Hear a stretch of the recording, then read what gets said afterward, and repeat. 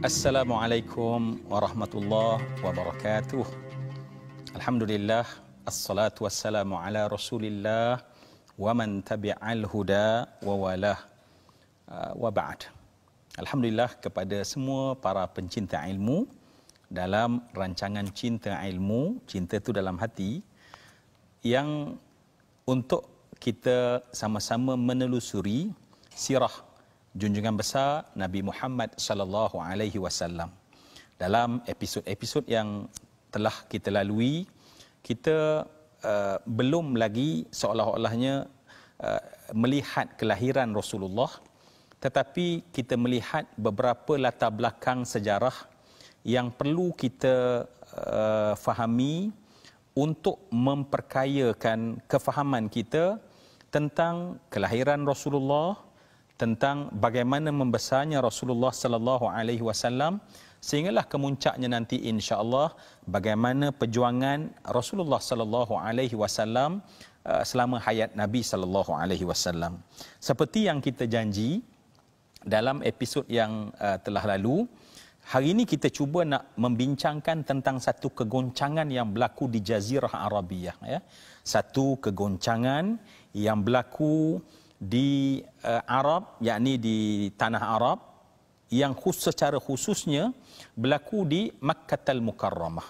Dan kegoncangan ini berlaku sememangnya sebelum kelahiran Rasulullah, yakni persis sebelum kelahiran Rasulullah.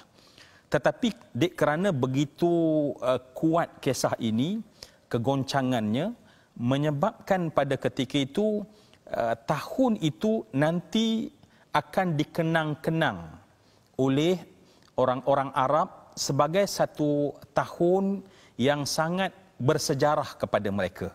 Jadi alangkah baik kita sama-sama untuk menghayati dan memahami. Di samping pastinya kita akan dapat melihat kaitan demi kaitan sebelumnya lahir Rasulullah sallallahu alaihi wasallam, yakni sebelum Allah Subhanahu wa taala melahirkan, mengutuskan Rasulullah sallallahu alaihi wasallam. Pastinya apa yang kita nak bincangkan ini, ya, berdasarkan kepada apa yang terdapat dalam buku kita, Kelahiran Teragung Keluaran Galeri Ilmu, dan di sini kita akan melihat dan pastinya semua kita, ya, membuka pintu hati kita untuk memahami kisah ini berdasarkan kepada surah Al-Fil, ya, surah Al-Fil. Dan surah Al-Fil ini kalau kita baca dan kita dengar, dan di antara surah-surah pendek yang sering dibacakan di Mekah kalau kita menunaikan umrah ataupun haji, terutamanya pada musim-musim panas, kalaulah ketika itu keadaan yang mungkin tak selesa bagi jamaah, ataupun berlaku imamnya tak membaca panjang, maka ini di antara surah-surah yang mereka suka untuk membacanya. Baik, kalau kita tengok dalam kitab ini, pada muka surat 44 dinyatakan tentang surah Al-Fil. Bismillahirrahmanirrahim. Alam tara kaifa fa'ala rabbuka bi ashabil fil. Alam yaj'al kaidahum fi tadlil wa arsala 'alaihim tayran ababil tarmihim bihijaratin min sijil faja'alahum ka'asfim ma'kul. Allah Subhanahu wa taala menerangkan di sini untuk kita melihat, lam tara, adakah engkau wahai Muhammad tidak melihat ataupun tidak mengetahui bagaimana Allah Subhanahu wa taala telah memperlakukan fa'ala rabbuka, yakni memperlakukan Tuhan engkau kepada siapa? Kepada satu benda yang orang Arab tak pernah experience. Mereka tak pernah berhadapan dengan yang disebut sebagai ashabul fil, yakni ada satu tentera yang kemudian terdiri daripada barisan hadapannya adalah gajah-gajah yang kuat. Baik, nampaknya Makkah berkembang sebagai tempat ibadat, kemudian di sana tidak ada pertahanan kekuatan tentera, yang ada hanya kabilah Quraisy yang mempersiapkan diri mereka dengan pertahanan biasa.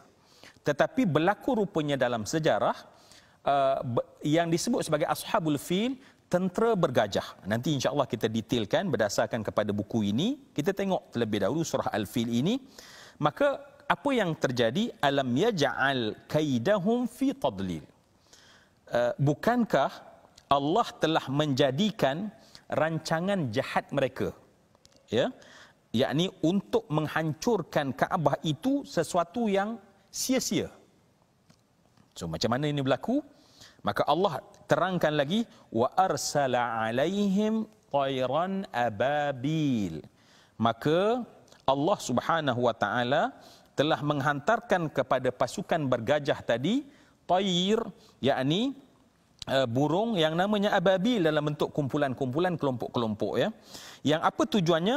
Tarmihim bihijaratin min sijil, yang mana telah melontarkan batu-batu daripada tanah yang dibakar dengan keras. Apa jadi kepada tentera yang gagah tersebut?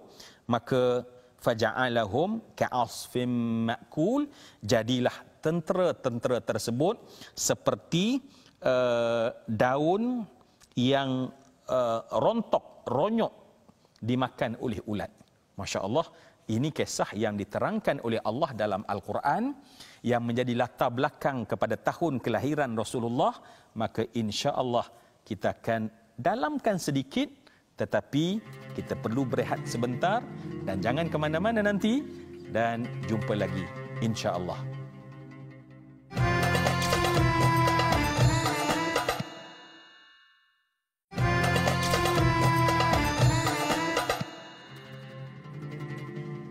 Alhamdulillah, Alhamdulillah, Alhamdulillah. Sebentar tadi kita mendengar tentang surah Al-Fil.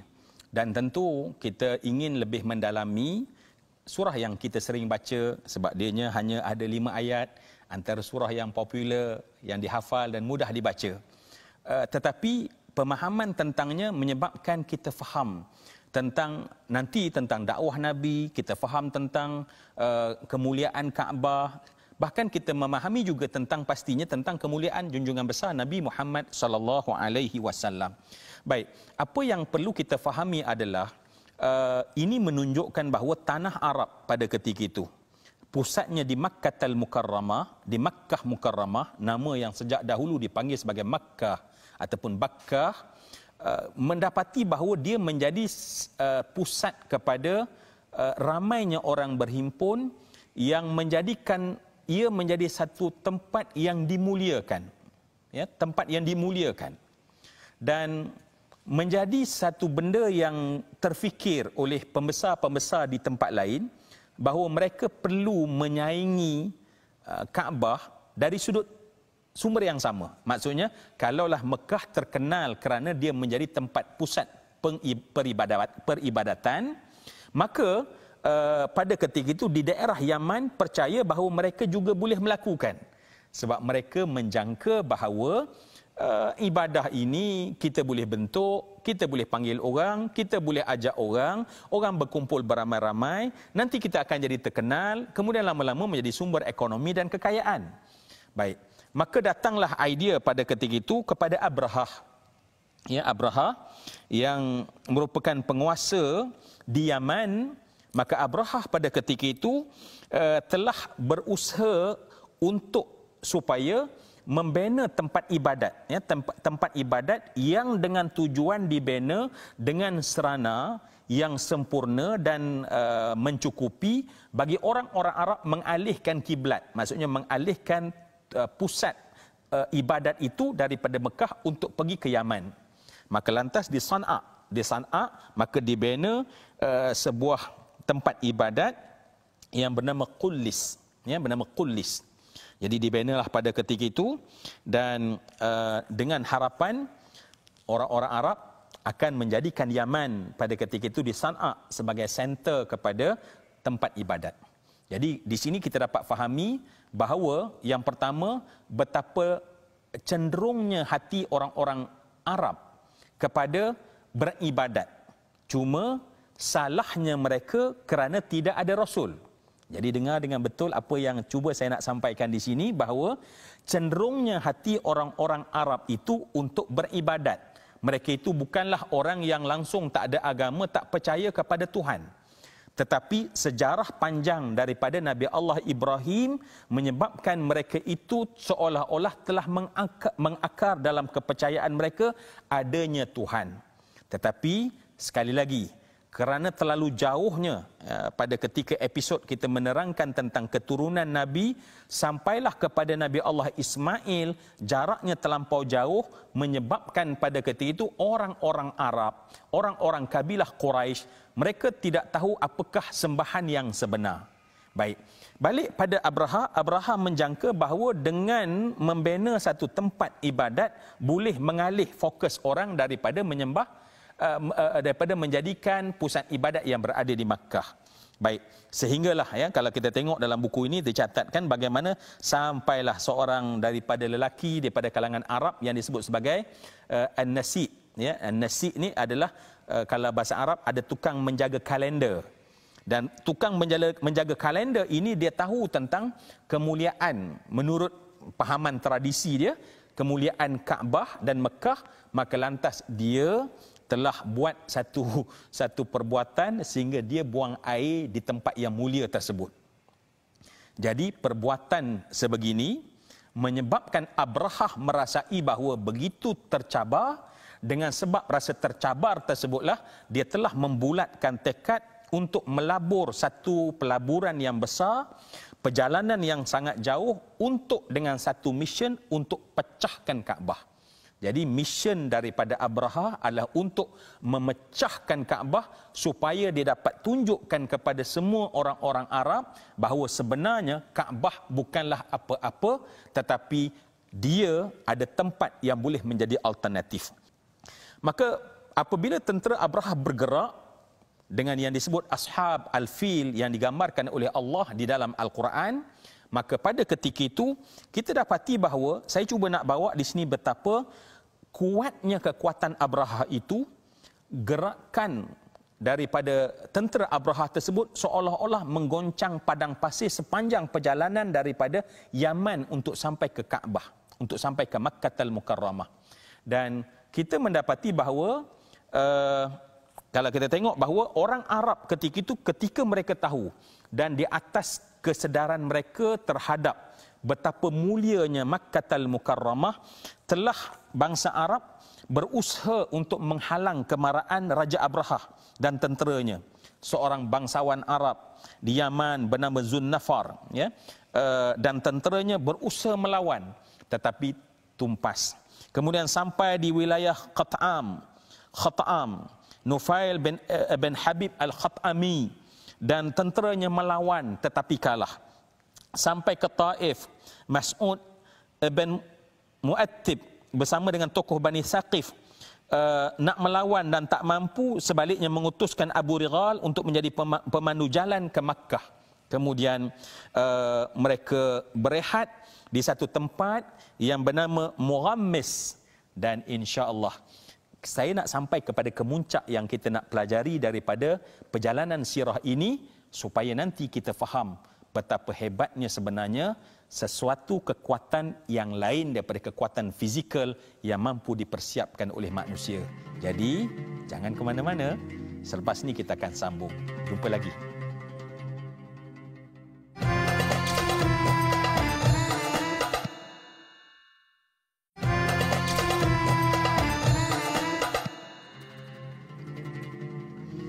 Alhamdulillah, Alhamdulillah, bertemu lagi kita dalam rancangan Cinta Ilmu. Kita sedang berada di satu keadaan yang sangat menggogah orang-orang Arab pada ketika itu, terutamanya orang-orang Quraisy, apabila tidak pernah berlaku dalam sejarah kabilah ataupun tentera yang dipimpin oleh Abraha bersama dengannya pasukan daripada tentera bergajah yang merempuh setiap laluan. Dan kita sebutkan tadi beberapa halangan-halangan yang cuba dibuat oleh orang Arab di atas kesedaran mereka untuk menjaga tanah suci Makkah Mukarramah, tetapi tidak ada kekuatan. Hatta kita faham antara kubu terkuat dalam sejarah orang Mekah ataupun orang Arab adalah Taif.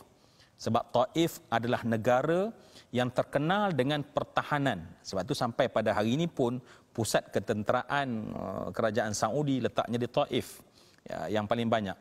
Untuk kita fahami apa dia, tak mampu untuk menahan daripada hentaman daripada kekuatan tentera bergajah tersebut. Dan kerana misinya sangat jelas untuk memusnahkan dan menghancurkan Kaabah, menyebabkan pada ketika itu goncang seluruh penduduk Mekah.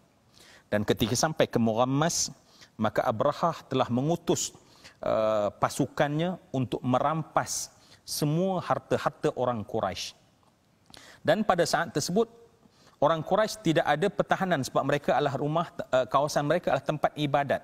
Ya, dinamakan tanah haram kerana tidak boleh melakukan tumpah darah, dan mereka tidak bersedia di tanah haram untuk melakukan peperangan dan tidak berlaku peperangan.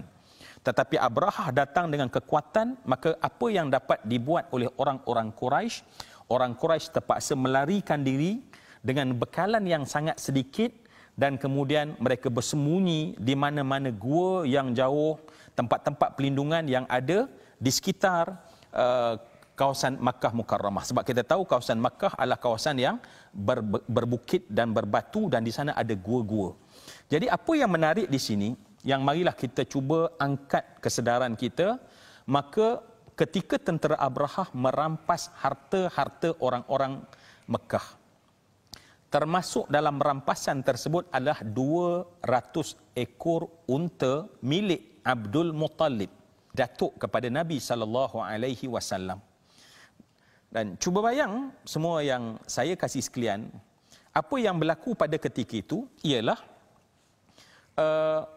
ketika harta-harta tersebut telah pun ditawan, ya, dikumpulkan. Dan pada ketika itu Abrahah memanggil siapakah ketua yang menjaga, pemimpin yang menjaga Makkah. Maka akhirnya datang Abdul Muttalib, dan ketika masuk dalam khemah yang dibuat oleh Abrahah, Abrahah duduk dalam keadaan merasai tentulah Abdul Muttalib ini seorang yang berwibawa, seorang yang akan datang merayu daripadanya untuk tidak diapa-apakan Makkah. Mesti dia datang dalam keadaan melutut untuk supaya membatalkan hasrat dan niat untuk menyerang dan memecahkan Kaabah. Ketika Abdul Muttalib masuk, maka disambut sebagai seorang pemimpin dan utusan. Maka pada ketika itu berkatalah Abrahah, pinta apa yang kamu pinta daripada aku. Maka dengan segera Abdul Muttalib kata, Abdul Muttalib menyatakan bahawa aku ingin engkau pulangkan kepadaku 200 unta yang kau telah ambil daripada aku. Abrahah pada ketika itu tersentak dan melihat dengan dalam keadaan kagum sambil mengiling-gilingkan kepalanya. Aku dengar engkau adalah seorang pemimpin yang besar, tetapi engkau datang dengan penuh perasaan individumu. Kamu datang nak melindung 200 ekor untamu, dan kamu yang menjadi pemimpin kepada Makkah dan Kaabah, kamu tak bercakap pun kepadaku untuk aku supaya jangan menghancurkan Kaabah. Saat itu Abdul Muttalib menyebutkan satu kalimat yang di sini saya simpulkan bahawa ketika itu Abdul Muttalib menyebutkan bahawa sesungguhnya 200 unta tersebut adalah milik aku dan aku menjaganya, tetapi Kaabah adalah milik Allah, maka Allah pasti akan menjaganya dan pasti akan datang pertolongan daripada Allah untuk engkau. Abrahah terkejut pada ketika itu, dan dia memulangkan dengan keyakinan hari esok dia akan memecahkan Kaabah. Tetapi apa yang berlaku, berlakulah apa yang dibincang dalam surah Al-Fil. Semua yang saya kasih sekalian, semua gambaran ini untuk mendekatkan kepada kita betapa Nabi SAW akan lahir tidak lama pada keadaan itu, dan kerana itulah untuk kita perlu benar-benar memahami apa yang ada di sekitar sebelum kelahiran Rasulullah. Termasuk pada episod yang akan datang, kita akan membincangkan tentang bagaimana latar belakang orang Arab, bagaimana mereka, dan untuk itu sila lihat petikan ini untuk menjadi bahan kita bincangkan pada episod akan datang. Bahawa mereka adalah kabilah yang pandai berniaga. Mereka adalah kabilah yang tahu menguruskan perniagaan. Mereka telah meletakkan pada ketika itu wanita sebab golongan yang lemah dari sudut fizikal. Alhamdulillah, saya yakin dengan sedikit apa yang kita nak bincangkan pada episod akan datang mendorong kita untuk lebih tahu tentang sirah, dan para pencinta ilmu dalam rancangan Cinta Ilmu ini pasti saya dan kita semua berkongsi semangat untuk terus istiqamah mendalami sirah. Semoga kita kian kenal Rasulullah sallallahu alaihi wasallam. Saya sudahi dengan wabillahi taufik wa hidayah. Assalamualaikum warahmatullahi wabarakatuh.